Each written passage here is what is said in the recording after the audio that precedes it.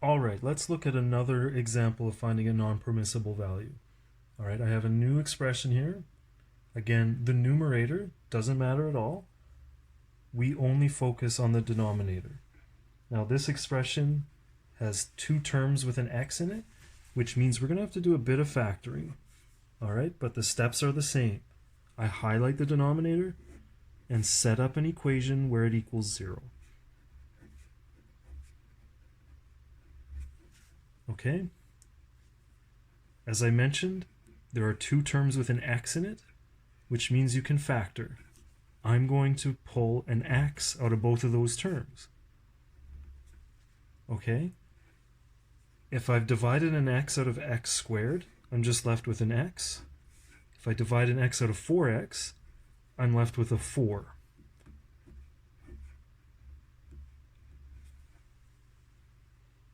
Okay? So just a reminder, factoring is the opposite of expanding. If you distributed this x into the brackets, you'd get x squared plus 4x, which is what we started with. We factored it because it's going to help us determine these values of x that make the denominator equal 0. So what we have is x times x plus 4 equals 0. The only way two numbers can multiply together to give you 0 is if one of them equals 0. So we're actually going to get two non-permissible values here. We're going to set up two equations, each of these terms equaling 0. Okay? Because if x is 0, whatever is in the brackets multiplied by 0 is going to give us 0.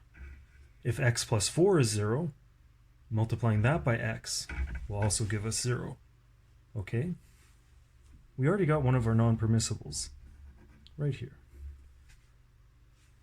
And this one's going to be very simple.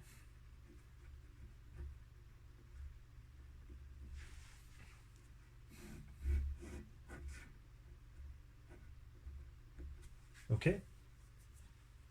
So we have two non-permissible values for this expression. X can't be 0 and x can't be negative 4.